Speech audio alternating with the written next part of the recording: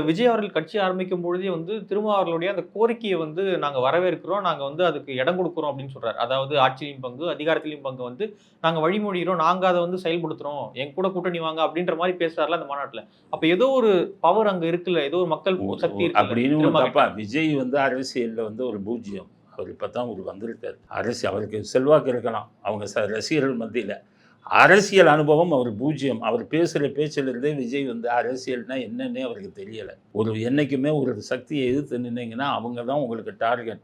அவங்கள தான் நீங்க எதிர்த்து பேசணும். ஸ்டாலின் பேர கூட சொல்ல பயப்படுறாரு. இதுவரை ஸ்டாலின் பேர சொல்லி தாக்கியிருக்காரா சொல்லுங்க? சொல்லியிருக்காரா? ஒரு அறிக்கையிலேயாவது ஸ்டாலின் பேர சொல்லி தாக்கியிருக்காரா?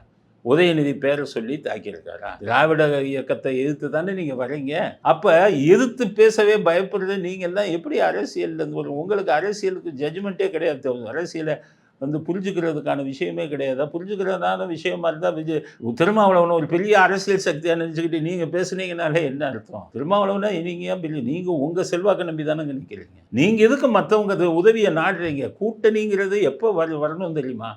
உங்க செல்வாக்கு என்னங்கிறத மக்களுக்கு புரிய வச்சுட்டீங்கன்னா, அதுக்கப்புறம் நீங்க கூட்டணி போகலாம். தனிப்பட்ட பலம் என்னங்கிறத ஒரு அரசியல் கட்சி முதல்ல நிரூபிக்கணும். அதுக்கப்புறம் தான் நீங்க கூட்டணிக்கே போகணும். முதல் எலெக்ஷன்லயே கூட்டணின்னு பேசினாலே உங்களுக்கு அரசியல் தெரியலன்னு தானே அர்த்தம்.